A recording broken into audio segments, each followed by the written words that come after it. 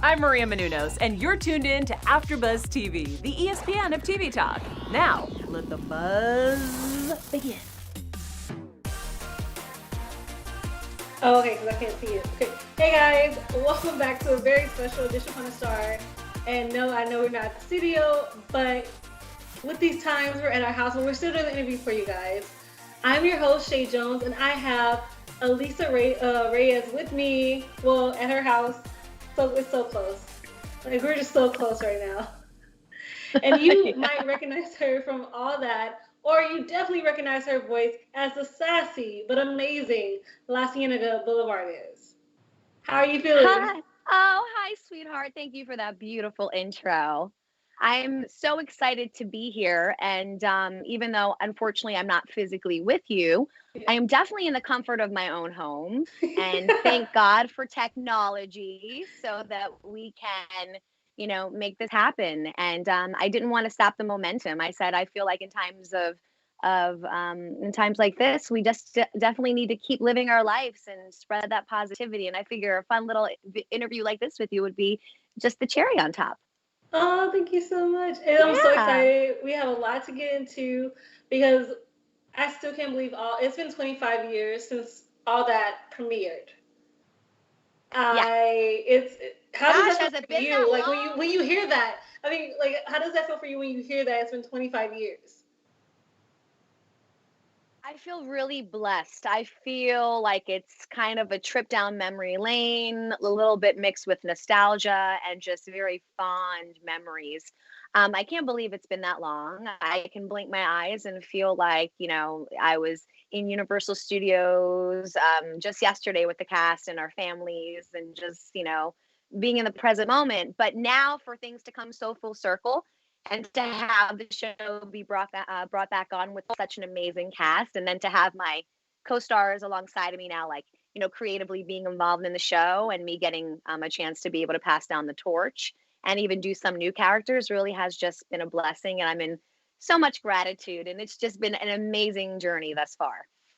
Do you remember your audition when you did All That? Oh, yeah.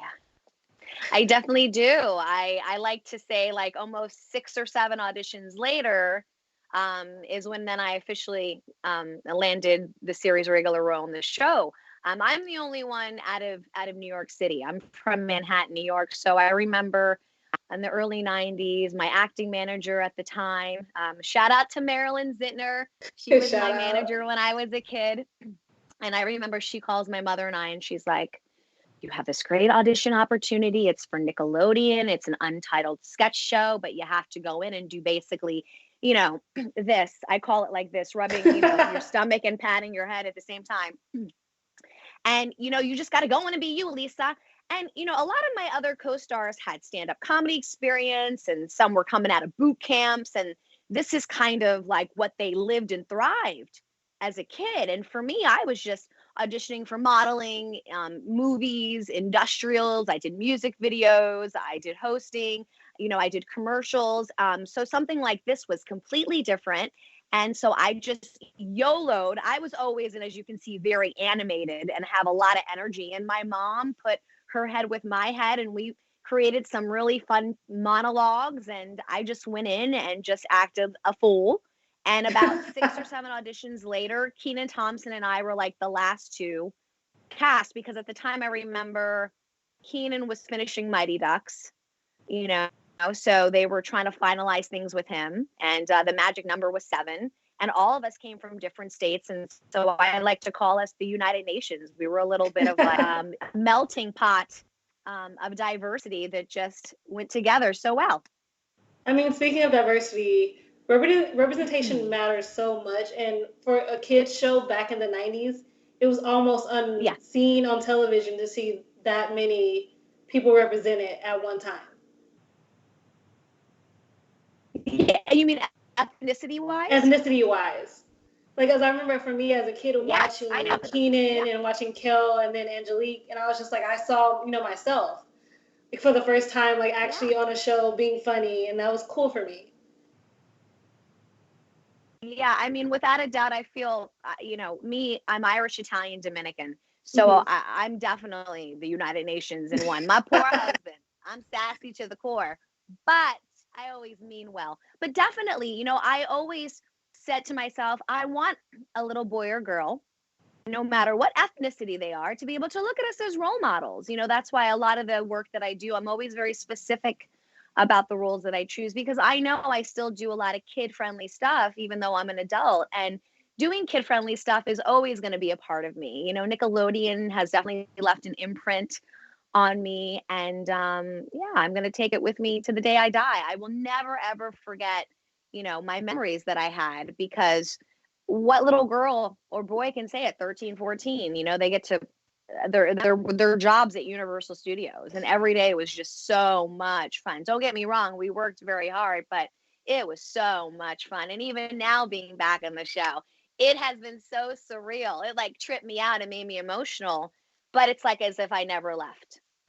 Who was your favorite special guest, and then who was your favorite musical guest? I think for me, the couple that stand out would be TLC, meeting Left Eye and Chili and T-Boz, and the fact that they sang the theme song. And, I got a chance to meet Aaliyah, God rest her soul. Same with Left Eye, God rest her soul. I mean, these were beautiful souls, beautiful light workers that just really, truly were the epitome of diversity, the epitome of talent and class. And so at the time, being a teenager coming from New York City, I was surrounded by hip hop and R&B. And I will definitely say a lot of the artists that came through were more urban based, definitely hip hop groups and R&B groups. And it was just so beautiful to see the melting pot of diversity. And I would say other people that stood out was like Montel Jordan or Usher or Immature or Craig Mack or Busta Rhymes or Erykah Badu. She's standing on stage with her incense singing on and on and on and on. My body keeps. I was just like in awe, And then we have Britney Spears and the boy bands and so forth. So Spice Girls. So it's definitely that was actually my personal favorite. I'm a big Spice Girls fan. Yeah. And I just couldn't get over it. It was awesome. Definitely. And I feel like as the later years progressed, they ventured out more into pop music, because pop got really hot in like 2000, late 90s. So yeah, definitely. Those are the ones that stand out. But I mean, they all stand out to me. I can list So For Real. Those boys were so talented. I don't know if anyone, have you heard of So For Real? She's like, who's that? I feel like I might have seen them perform, but I can't actually remember it now. It was like, my love, do you ever, well, I think Golden I'm like, it's coming back something like that. Yeah, it's coming back. They were all brothers, and they were so talented. So, and there were a lot of upcoming artists that performed. I mean, we had like Moke and Steph, which Candy from the Housewives. Wasn't she in that group? Oh wait. I thought she was she in Escape? Or no, Escape. I apologize. Yeah. Escape came on the show as well. Yeah, I was thinking of Candy. I forgot the name, but Escape. So yeah, I mean, list goes on and on.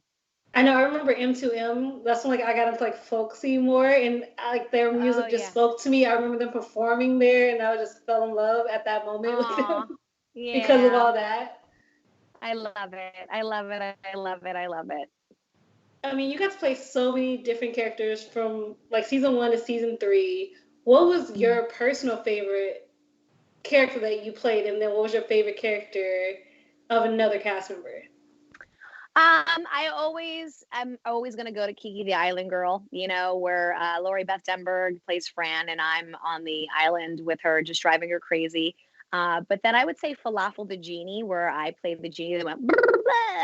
Yeah, I remember that weird thing, and I would just grant all your wishes the wrong way. I was kind of like Dream a Genie, and I meant really well, except my outfit was like turquoise. And I loved, Angelique played Penny Lane as well, but I played Penny Lane a little later. That was fun, being opposite of Keenan.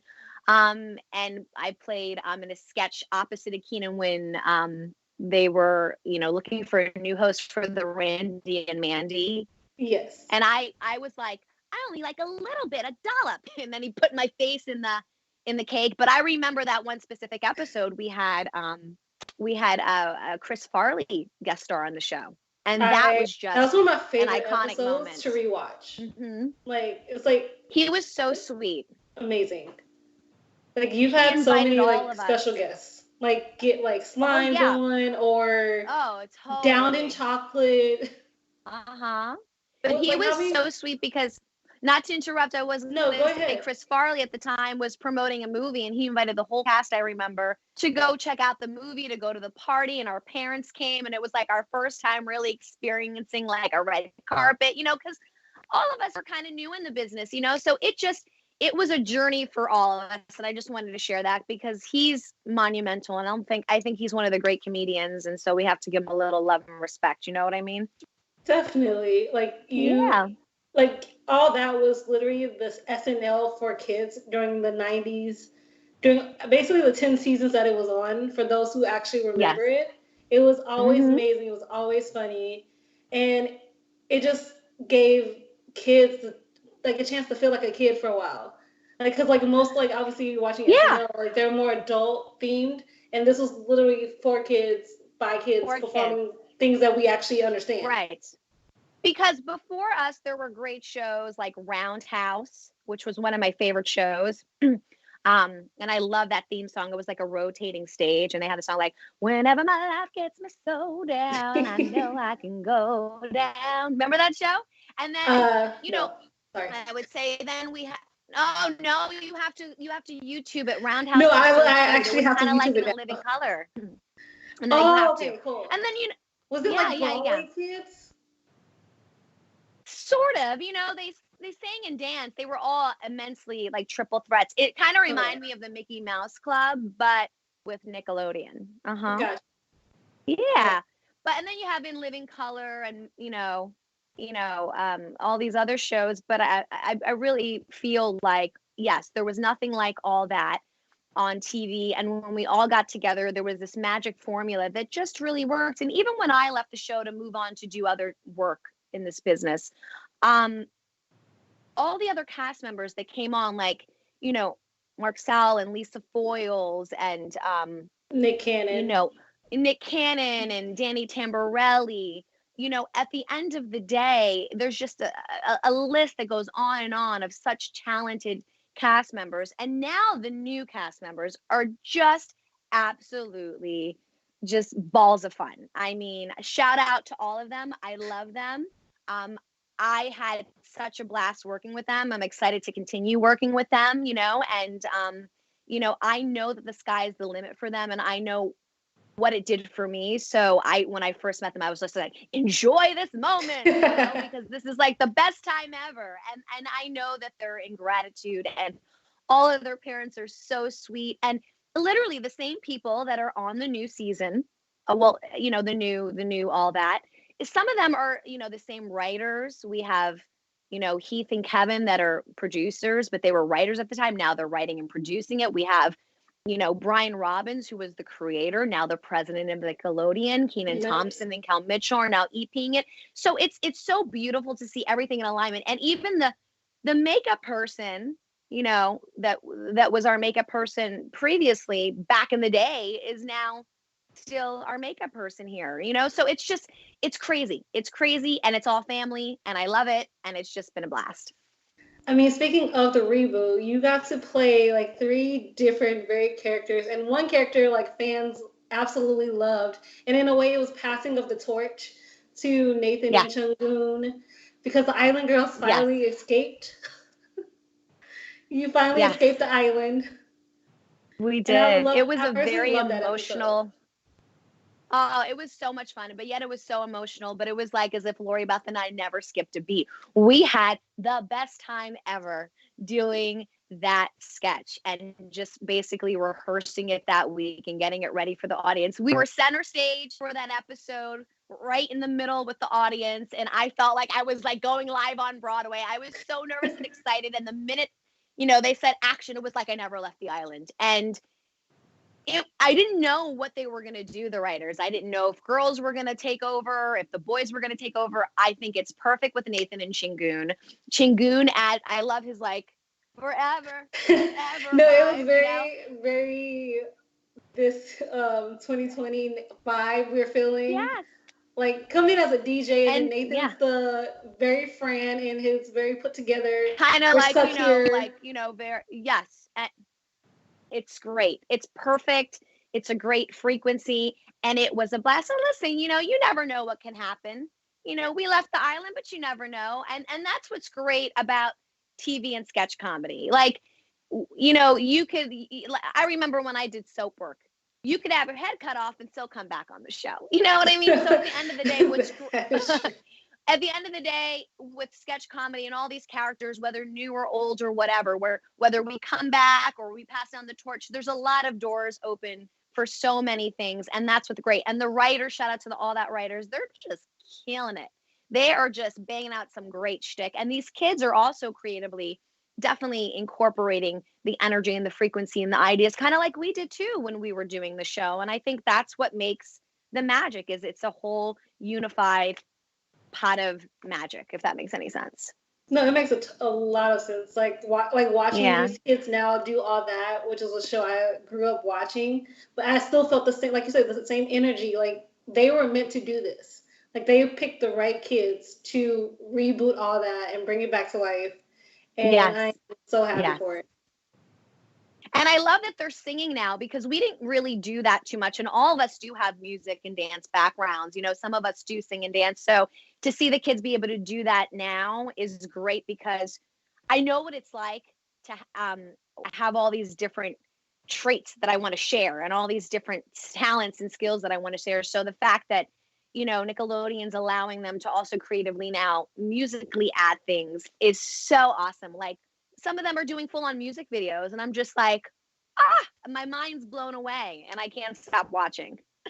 It's so awesome. But we also have to talk about one of the best animations for Disney Channel, because it was literally my favorite seeing this African American created show, but like also show other sides of diversity, with obviously the Boulevardez family across the street, and seeing how Penny and La Cienega were friends, but they weren't. Like they had a fine line. We love each other. We love each other. We love each other. There could be a fine line between love and hate, right? Very. And you guys, like, you were there for each other when it counted, though. That's what I appreciated too. No matter what you guys felt, when it counted, you had each other's backs. Yes. I absolutely am very excited that the Proud Family, which was on Disney in the mid 2000s, is now going to be returning back to Disney Plus with brand new episodes, and it's now called The Proud Family, Louder and Proud. And we have pretty much all of the same cast members, and we're just now going from, one age to a little bit more, a couple years older, with some new characters that, I can't wait for all of you to get a chance to see and meet and learn about. But at the same time, storylines that are just now more relatable to, modern times. So now you may see us with our cell phones, because if I'm not mistaken, we really didn't have too much social media. You know what I mean? So when I say cell phones, I mean, like, doing social media postings and things like that, or talking just more about things that are more relevant with today's times, if that makes any sense. But I am so stoked for you all to see like the new animation and to see what we've been working on. And I know everyone's waiting so patiently, and the outpour from the fans has just meant so much, not only to me, but I know to all of my cast members, Kyla Pratt, Tyma Davison, Soleil Moon Frye, the list goes on and on to all of them. And I'm so excited to be working back with Bruce and Ralph that are producing and creating the show. And now we have a great new team of people that are just so excited to really just be a part of the Proud Family tribe. And so to see it come back to life, and for me to also now be on a second show that's a full circle moment, I feel really blessed, and not a lot of people can say that, they can be on two shows that came back again full circle. I'm definitely trying to ride the wave as gracefully as possible, but I feel like it's all about timing, and the time is now, and the fans wanted it, and now we're giving them what they want, for sure. As a fan, I so appreciated it. I've been missing it. How different was it for you from obviously going from all that and the movies that you've done to voice acting? Not too hard. I mean, I kind of call myself a triple threat. I majored in musical theater, so I always was a performer. I started, performing on stage at a very young age, and I always was doing different voices and characters and whatnot. So, segueing into animation just made sense. And I remember I had an audition, and I don't know, early 2000s from just my theatrical agent. Theatrical is just on camera agent saying, at the time Disney is looking for real actors, not necessarily voiceover actors for this new untitled, diversified show.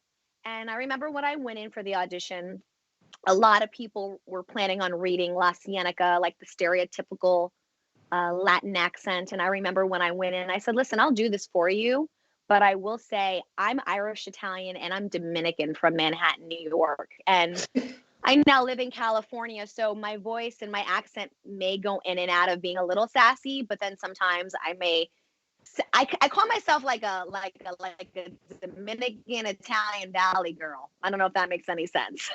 But at the end of the day, I said to, the creators and the producers, let me try La Cienega with my voice, just a higher frequency.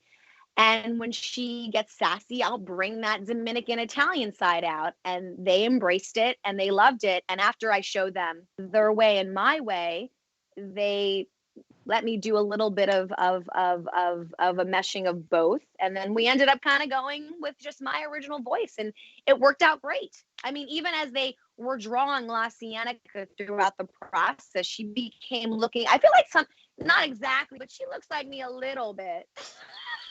I just don't have the flower in my hair sometimes. I know, like, you posted a picture of somebody dressing as La Cienega for Halloween. How did that make you feel? Oh, it's so cool. I feel like that is just the biggest, compliment and joy booster ever. And I love that even though La Cienega can be sometimes sassy and be a little bit of a bully, at the end of the day, there's a moral principle and she always means well. And like you said, they always come full circle, right? And that's life. We have textures and layers, and we're always going to go through the obstacles and the blocks. I call life like like the matrix, kind of like Tetris, right? But then you always alignment, because love is love. And so that's the moral kind of with the Proud family is it's all love. We just a little louder and we just a little prouder. That's all. And I mean, being loud and prouder is something to always be excited about. What I love about your characters, because you actually got to sing, you actually got to use your music and your voice to do the Tween Idol episode with Miss Alicia Keys as well. Yeah. How was that for you, like knowing like you'd be in a way opposite of Alicia Keys, even if it was just your voice? Yeah, it was kind of oh, I lost you right there. I can't hear you. The last thing I heard was about Alicia Keys. Okay, can you hear me now? Okay, now I can hear you. Yeah. So just repeat that last part. So how did I feel singing? How did you feel knowing you'd be basically playing opposite Alicia Keys, even though it was mostly just voice, but like still, because Alicia Keys is an idol of a lot of people growing up during that time, and I'm pretty sure you also maybe felt inspired by her as well, I would say. Well, 6 degrees of separation. Alicia Keys and I went to the same high school. Nice. That's awesome. And I mean, I think her and I crossed paths a couple of times. It's been a long time since I've seen her. She's absolutely beautiful, stunning, and doing such positive and uplifting things for women, and especially women of diversity. And yes, what's crazy about animation is sometimes you record completely by yourself, but when you have the opportunity to record with another actor, it's exciting because you can feed off that energy. But usually I'm legit just reading lines by myself, unless, the soundboard guy and the producer, is letting me know how they want things or whatever. But yes, that was a really cool moment. I was so like, I want to meet her. I want to record stuff with her, and then when you see everything together, oh my God, did that really just happen? I feel like I was there. But at the end of the day, all of the experiences I had with Proud Family was amazing. I can't wait for you all to see what we have in store. I know a lot of things are kind of postponed with how things are right now in the world, but listen, just keep moving your lives. And the one thing I want to say is do not live in fear. You stay grounded and remember, through God, everything is possible. Okay? Definitely. I want to second that. That is amazing. Before we get out of here, you do have a movie coming up called Break Even, and you also just released your own single. So, want to talk about those real quick? Yeah, so I have a song on all digital platforms called Back and Forth, produced by Lindy King Twig, and shout out to DJ Evil D. If you all know the song Return of the Mac, DJ Evil D was a part of that collaboration. Return of the Mac, so shout out to him. This song is a fun dance track. Definitely stay posted because I'll be doing some performances later this summer once everything kind of dies down right now in the world. And I'm excited to be performing again. And then as far as Back and Forth, just, you can get me on iTunes, Google, Amazon, all that good stuff. And then as far as Break Even, it'll be coming out spring, summer. It's a movie about 4 friends that steal $50 million and we're on the run being chased by drug dealers and DEA. And shout out to Shane Stanley, who is the director of the project, and also, the writer CJ. I love you. He's over in England living it up. And to my co-stars, Brent and Tasia and Eric. And we had a great cast. I mean, the list goes on and on. So check it out for more information. Follow me at alisareyes.com or hit me up on Twitter, Instagram, and Facebook at Alisa Reyes. Definitely, guys. And we're going to play a quick rapid fire of favorite things before we get out of here. So quick, favorite prop from all that? Big Ear of Corn, and he's still going strong. He really is. Favorite character in all that history? So that covers the 10 seasons. The Island Girl, duh. But I want to say shout out to Super Dude and Ed from Good Burger.